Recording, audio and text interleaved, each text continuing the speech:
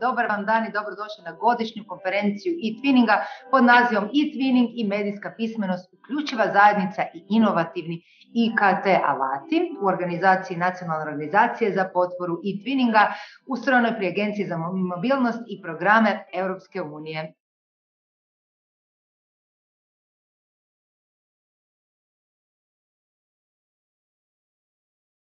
Snažno vas potičemo da svoje iskustva i znanja podijelite u svojim vrtićima i školama, učeničkim domovima, a i šire, te da nam pomognete u proširenju zajednice e-twinninga u budućnosti.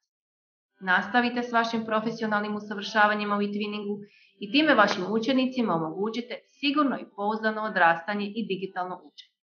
Vjerujem da ćete uz pomoć ambasadora e-twinninga, učenjem kako poučavati medijsku pismenost, osigurati kvalitetno prenošenje znanja u vašim školama i lokalnim zajednicama. A svim našim dobitnicima brojnih nagrada još jednom iskrene čestitke i nadam se da će vas i u vašim lokalnim sredinama prepoznati kao inovatore i kao one ljude i osobe i timove koji u svoje obrazovne odgojne ustanove i lokalne zajednice donosite nešto novo, nešto inovativno i nešto što zapravo pokreće naš obrazovni sustav ka bolje.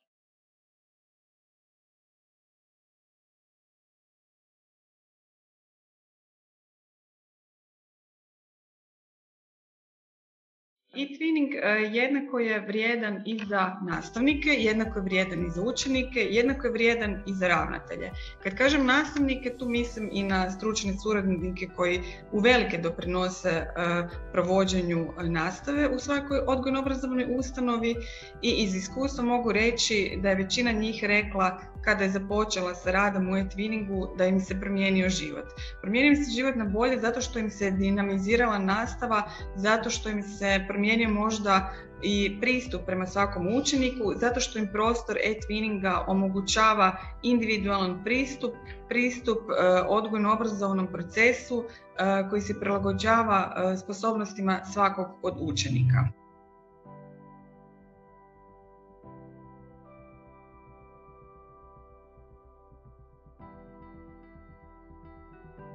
Svake godine mi nagrađujemo najbolje projekte nagradom Comet, a ove smo godine za projekt u školskoj godini 2020.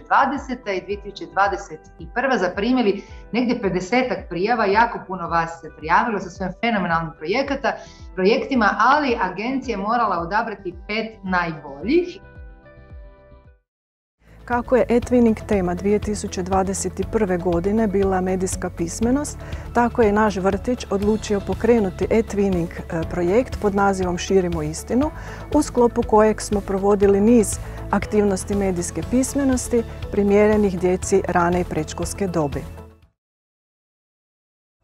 Tijekom prošle školske godine provodili smo međunarodni e-twinning projekt Let's Live Sustainably, živimo održivo. Cilj projekta bio je senzibilizirati učenike, učitelje, članove obitelji i lokalne zajednice za problematiku ciljeva održivog razvoja. U projektu je sudjelovao veliki broj učitelja iz Europe i učenika u dobi od 6 do 14 godina. Projekt Metalci u prapovijesti pokrenula sam zajedno s kolegicom Sandrom Debogović iz osnovne škole Prigorje Brdovečko.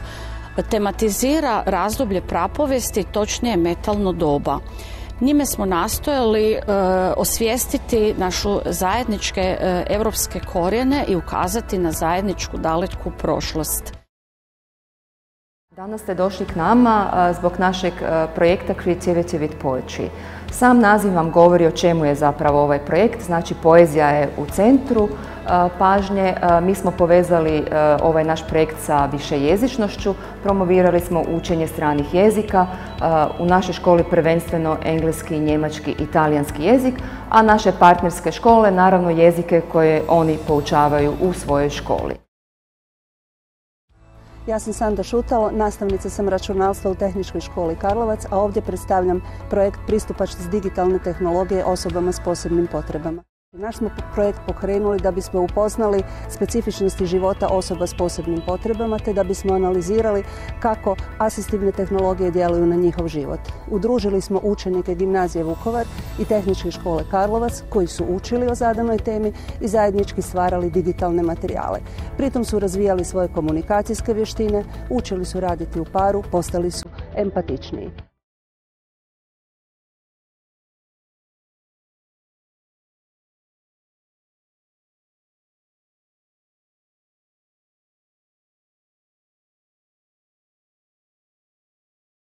Europska oznaka jezika, European Language Label, ELL, nagrada kojom se ističu europski prioriteti u području višejezičnosti i učenja jezika i podučavanja dodjelom priznanja najinovativnijim jezičnim i obrazovnim projektima. U kategoriji odgoja općeg obrazovanja nagradu će primiti projekt Akcelerator višejezičnosti, u kojem je partnerstvo 9 organizacija i 6 zemalja rezultiralo kurikulumom koji djeci omogućuje brže učenje stranih jezika i samopouzdanje u sposobnosti učenja jezika.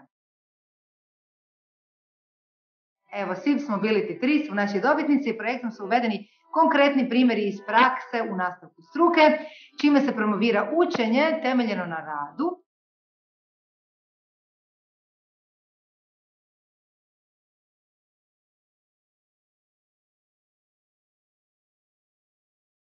Zdrava demokracija zaista zahtijeva informirano građanstvo, koje može postojati samo ako postoji medijski pluralizam. A o čemu govorimo kad govorimo o medijskom pluralizmu? Govorimo o tome da se građanima, dakle da se svima nama jamči pristup različitim i vjerodostojnim izvorima informacija, ali ne samo informacija, već i mišljenja, kako bismo izgradili svoj stav bez pretjeranog utjecaja nekog dominantnog centra moći nad kojim nemamo demokraciju, odnosno instrumente demokratske kontrole.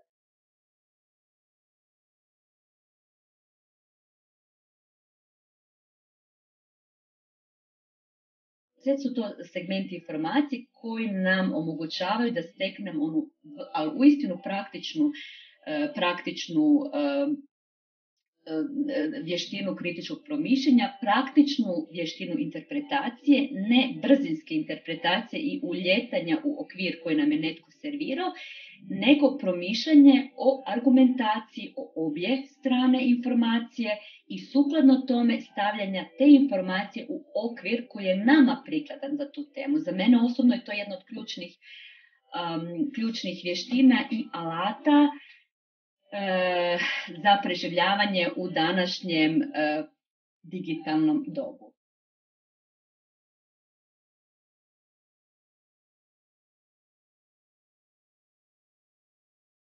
Medijska pismenost nije nešto što trebamo samo učiti naše učenike ili nešto što pripada mlađim generacijama, nego bismo svi skupa trebali na tome nastojati, pa vjerujem da su i naši današnji sugovornici na neki način sami u tom području narasli, odnosno i sami se educirali. Za početak, jedan vrijedan e-twinning projekt iz osnovne škole Drenje, koji se zove 5 koraka do istine, koji će nam danas predstaviti gospodin Goran Podunavac. Ovdje, na primjer, imamo savjete kako prepoznati lažne vijesti koje je radilo dvoje učenika, a ovdje su, na primjer, dezinformacije gdje su isto učenici sudjelovali. Nisu se samo učenici bazirali na možda na neke ključne riječi, medijska pismenost, lažne vijesti, dezinformacije, već su oni proučavali i kako je mediji, utjecaj medija na mlade. Na primjer, ovdje vidimo prezentaciju gdje je radilo više učenika, gdje su oni proučavali pojam ljepote u današnjim medijima i koliko zapravo su mediji odgovorni za to i kakvu oni sliku stvaraju mladima i zapravo nekakav teret kako bi oni trebali svi izgledati. Svi trebamo biti medijski pismeni. Vjerujem da znate za onaj akronim iz engleske riječi think, što znači razmisli, jer prije nego što nešto objavimo, mi stvarno moramo voditi računa i biti uzor svima, prvenstveno mi učitelji, da to što objavljamo bude istinito, korisno, inspirativno, nužno i prije svega da u toj komunikaciji budemo ljubazni.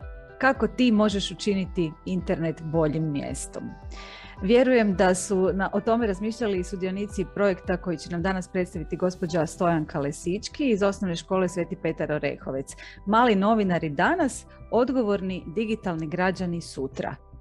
Zaključili smo da nemamo moć mijenjati medije, oni su takvi kakvi jesu, ali imamo mogućnost poučiti naše učenike medijskoj pismenosti, znači uvećati njihovu medijsku pismenost i na taj način da oni postanu sposobni selektirati medije koje će pratiti.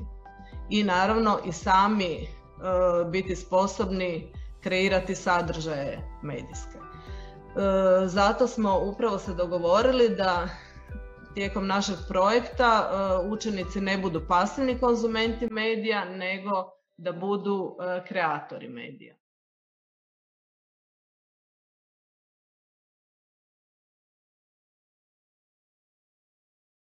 Vjerujemo da će dobiti puno inspiracija i za sebe i za projekte koje ćete raditi za svojim učenicima, tako da ja se samo mogu oprostiti od vas za danas, bilo mi jako ugodno i lijepo družiti se s vama, nadam se da se još vidimo, zahvaljujem vam se svima na sudjelovanju i želim vam uspješni nastavak suradnje u e-twinningu na svim nivoima, i na konferencijama i na vašim projektima i akcijama koje budno pratimo što radite i tu smo za svaku